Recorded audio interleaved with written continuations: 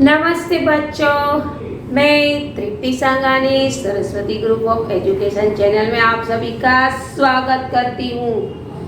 बच्चों, पिछले 2 तास से हम संज्ञा का अभ्यास कर रहे हैं। आज इस तास में भी हम पार्ट 3 के अंदर संज्ञा के अंतिम चरणों में जाएंगे, यानी कि अंतिम 2 भेदों की चर्चा करेंगे।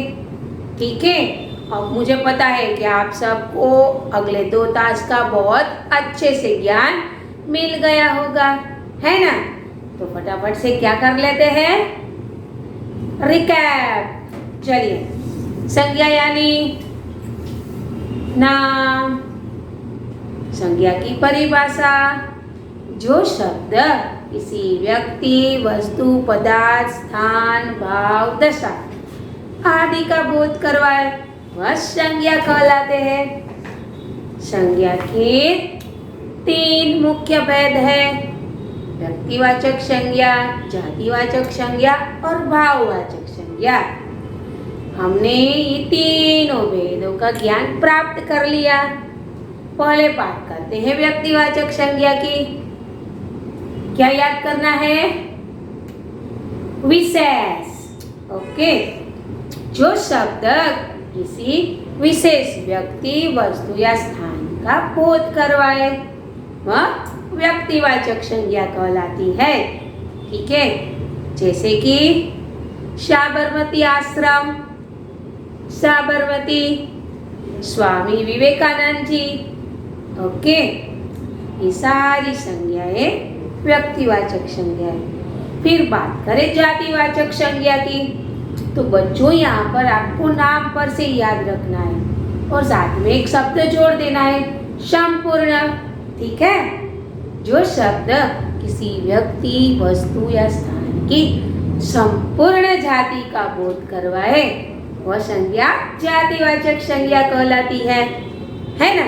जैसे कि अस्पताल, पाठशाला, मंदिर, ठीक है, किताब, ये सारी संज्ञाएं जातिवाचक संज्ञाएं। मनुष्य, प्राणी, पंछी, नदी, पर्वत।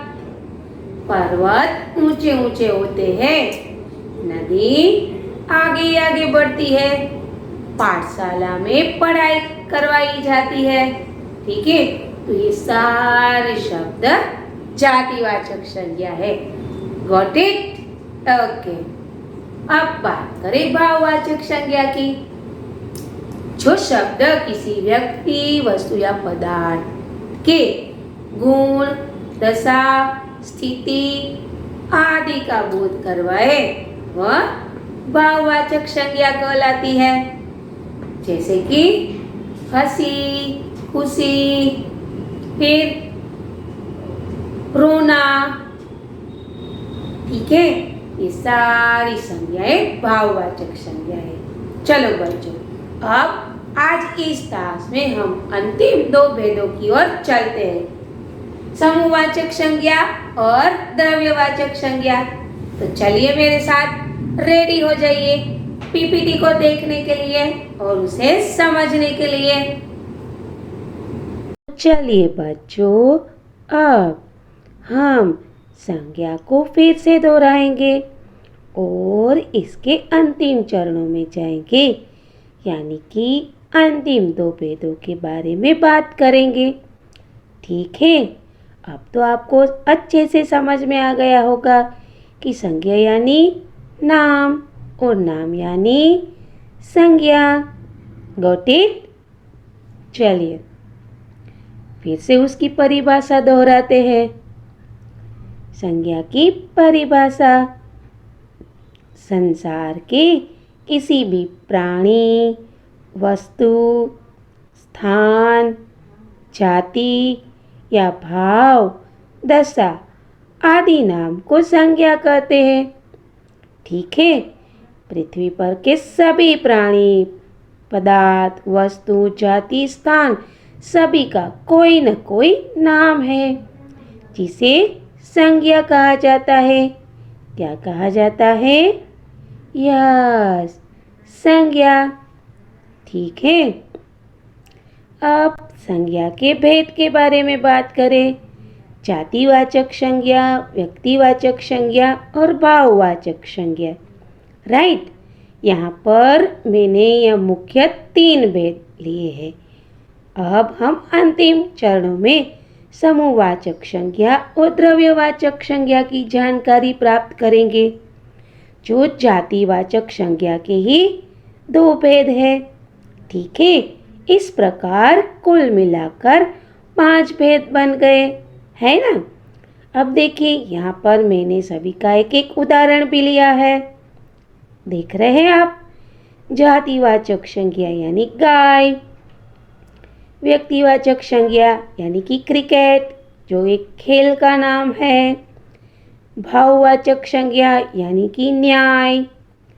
बच्चों, यहाँ पर हम व्यक्तिवाचक, जातिवाचक और भाववाचक इन तीनों भेदों को भी फिर से दोहराएंगे, जिससे हमें संज्ञा की पूरी जानकारी अच्छे से मिल जाए और हम अच्छे से ग्रहण कर पाए। ठीक है। देखिए, व्यक्तिवाचक संज्ञा किसे कहेंगे? यार, किसी विशेष व्यक्ति, प्राणी, वस्तु अथवा स्थान के नाम का बोध होता है, वह व्यक्तिवाचक संज्ञा कहलाती है। याद आया कि नहीं? यार, किसी विशिष्ट नाम को व्यक्तिवाचक संज्ञा कहा जाता है, फिर चाहे वो किसी व्यक्ति, प्राणी, वस्तु या स्थान का नाम ही क्यों ना हो। ठीक है, जैसे कि महेंद्र सिंह धोनी एक विशिष्ट व्यक्ति है। बाघ, जो हमारा राष्ट्रीय पशु है, जो एक विशेष प्राणी है। भगवत गीता, जो एक विशेष ग्रंथ है। लाल किला एक विशेष स्थान है। ये सारे नाम व्यक्तिवाचक संज्ञा है। Got it? चलिए आगे बढ़ते हैं। जातिवाचक संज्ञा ऐसे शब्द जो किसी व्यक्ति, स्थान या स्थान की जाति का बोध कराते हैं, वह जातिवाचक संज्ञा कहलाते हैं। जैसे टीवी, फ्रिज, किताब, वस्तु, गांव, शहर, स्थान, पक्षी, जानवर, कुत्ता, प्राणी आदि, ये सारे नाम कौन से हैं? जातिवाचक संज्ञा के। कौन से हैं? यस, जातिवाचक संज्ञा। Got it? चलिए अब आगे बढ़ते हैं। देखिए, कार, कुर्सी, पहाड़, पंखा, ये सारे नाम जातिवाचक संज्ञा है, जो पूरी जाति का बोध करवाते हैं। जैसे कि पहाड़ हमारी रक्षा करता है, तो यहाँ पूरी पहाड़ जाति की बात की जा रही है। पंखा हमें हवाई देता है, तो यहाँ पर पूरी पंखे जाति की बात की जाती है। इसीलिए यह जातिवाचक संज्ञा कहलाते हैं। ठीक है बच्चों, अब आगे देखिए। भाववाचक संज्ञा। राइट, जो शब्द किसी व्यक्ति, वस्तु, पदार्थ के भाव, दशा, गुण आदि को दर्शाए, वह क्या कहलाएगी? भाववाचक संज्ञा कहलाएगी। जैसे कि आप देख सकते हैं, क्रोध, मित्रता, ठीक है, दया, वीरता, ये सारे शब्द भाववाचक संज्ञा है। और आगे समझिए, ठंडी, गर्मी, है ना, ये सारी संज्ञाएं भाववाचक संज्ञाएं हैं।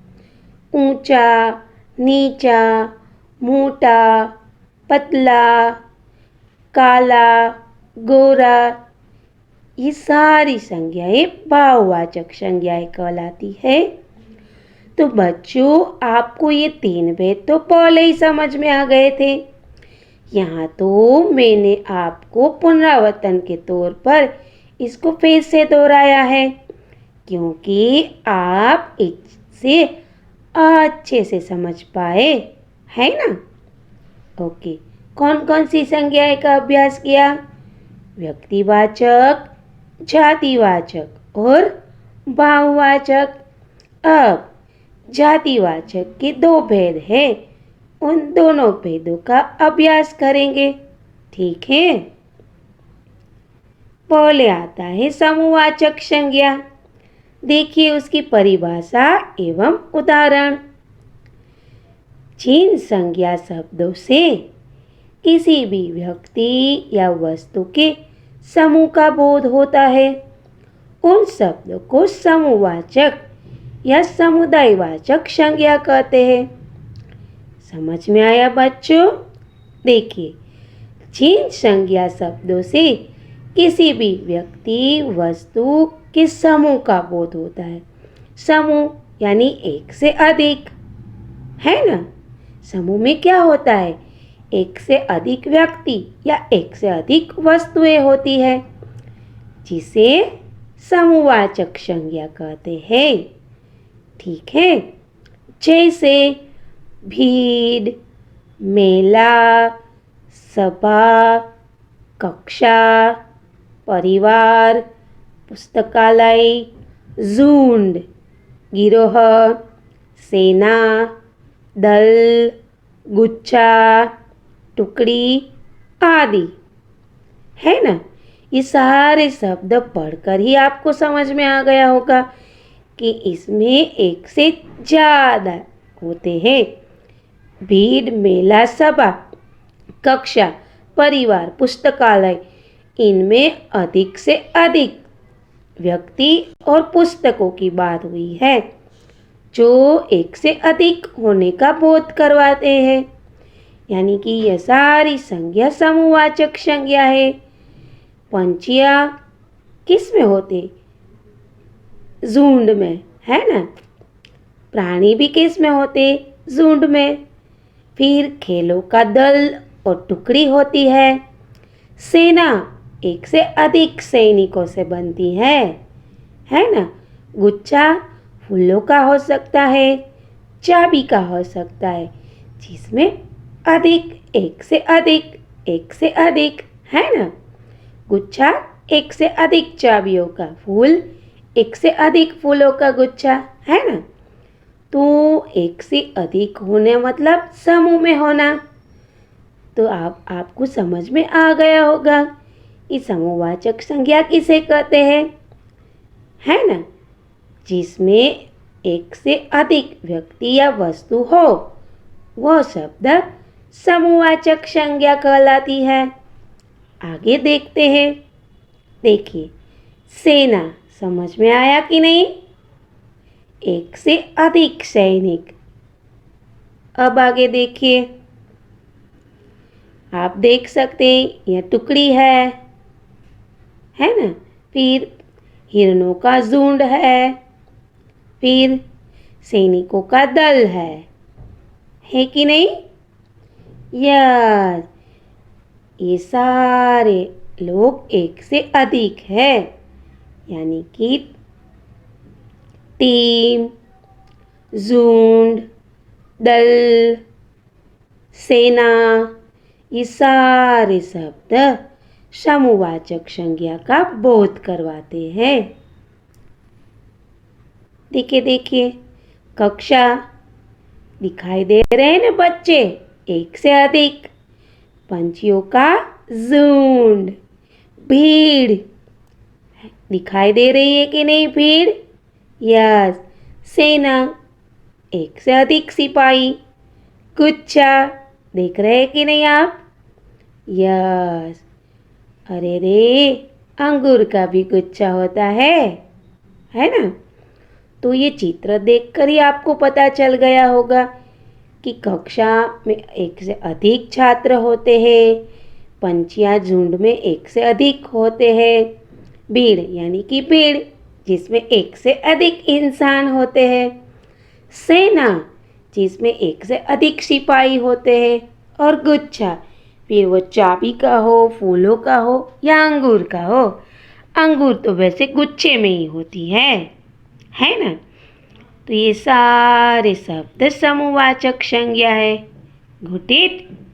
चलिए अब पढ़ते हैं द्रव्यवाचक संज्ञा। जो शब्द किसी ठोस, तरल पदार्थ, धातु, अधातु या द्रव्य का बोध करते हैं, द्रव्यवाचक संज्ञा कहलाते हैं। जिन संज्ञा शब्दों से किसी पदार्थ या धातु का बोध हो, उन्हें द्रव्यवाचक संज्ञा कहते हैं। बच्चों, द्रव्य में से ही पता चल जाता है कि यह किसी पदार्थ या धातु की बात है, क्योंकि धातु पिघलती है तो वह द्रव्य स्वरूप धारण करती है। पदार्थ द्रव्य में होते हैं। और एक बात बता दूँ, यहाँ पर आपको इतना ही याद रखना है कि जो शब्द किसी पदार्थ या धातु का बोध करवाए वही द्रव्यवाचक संज्ञा है। और आप यह भी कह सकते हैं कि जिसे नापा और तोला जाए वह द्रव्यवाचक संज्ञा कहलाती है, क्योंकि पदार्थ को नापा तोला जाता है, धातुओं को भी नापा तोला जाता है ना। जैसे दूध, घी, गेहूँ, सोना, चांदी, ऊन, पानी आदि द्रव्यवाचक संज्ञाएं हैं। देखिए, आप दूध और पानी, गेहूँ सब चीज़ों को नाप सकते हैं, तोल सकते हैं, है ना। सोने चांदी को हम तोल सकते हैं कि नहीं? दूध को नापा जाता है, कपड़े को नापा जाता है ना, तोला जाता है। तो ये सारी संज्ञाएं द्रव्यवाचक संज्ञाएं हैं। सोना चांदी धातु है, दूध, घी, गेहूँ ये सारे पदार्थ हैं। ठीक है, देखो सामने और बहुत से उदाहरण दिए गए हैं। हमें रोजाना फल खाने चाहिए। मुझे पानी पीना है। बाजार से सब्जी लेकर आओ। मेरा मोबाइल मुझे वापस दो। हमें स्वस्थ रहने के लिए घी खाना चाहिए। मुझे सोने का हार खरीदना है। बच्चों, इन सभी वाक्यों में आप देख सकते हैं लाल रंग के जो शब्द दिखाई दे रहे हैं वो सारे शब्द द्रव्यवाचक संज्ञा है।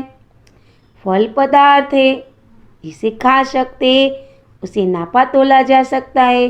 पानी, सब्जी, है ना। घी, सोने का हार ये सब धातु है। तो ये सारी संज्ञाएं द्रव्यवाचक संज्ञाएं हैं।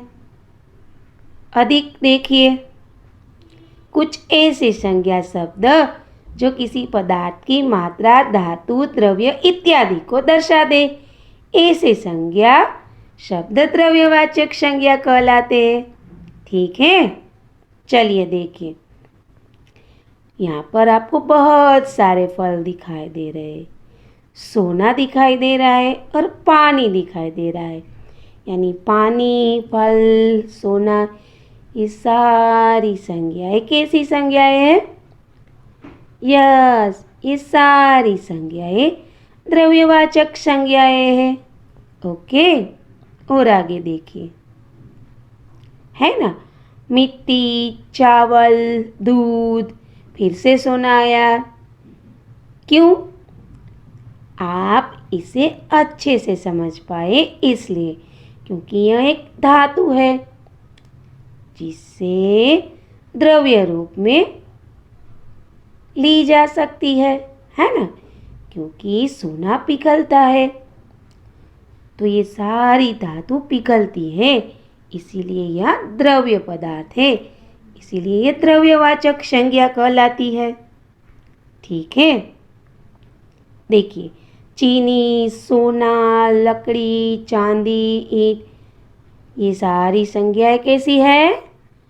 द्रव्यवाचक संज्ञा। आप कहेंगे कि आप बार बार सोना क्यों ले रहे हैं? क्योंकि आप अच्छे से समझ पाए कि यह एक धातु है जो द्रव्य रूप धारण करती है, इसीलिए यह द्रव्यवाचक संज्ञा है। Got it? चलो बच्चों, संज्ञा के सभी भेदों की संपूर्ण जानकारी लेते हैं। व्यक्तिवाचक संज्ञा राम, श्याम, गंगा, यमुना, दिल्ली, मुंबई, कैलाश आदि जो विशिष्ट नाम है। ठीक है। जातिवाचक संज्ञा इमारत, विद्यार्थी, नेता, अध्यापक, गाय आदि जो संपूर्ण जाति का बोध करवाते हैं। भाववाचक संज्ञा सुंदरता, दया, क्रोध, बुढ़ापा, बचपना, ये सारे हमारे अंदर बसे हुए भाव है, जिसे ना ही हम देख सकते हैं, ना ही क्या कर सकते हैं, छू सकते हैं। ये केवल अनुभव की जा सकती बात है, इसीलिए यह भाववाचक संज्ञाएं है। ठीक है।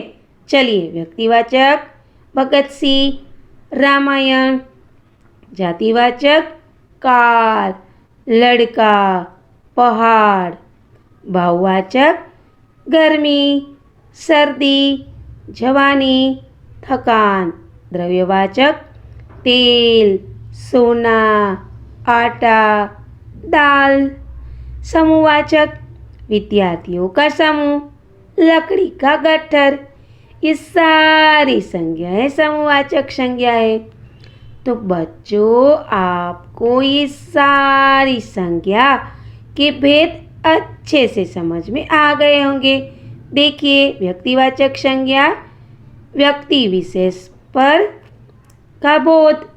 जातिवाचक संज्ञा विशेष जाति का बोध। भाववाचक संज्ञा भाव, गुण, दशा का बोध।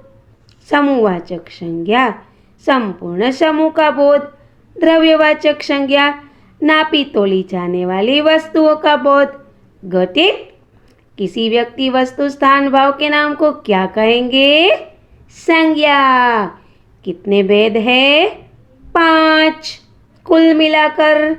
व्यक्ति, जाति, भाव, समूह और द्रव्य।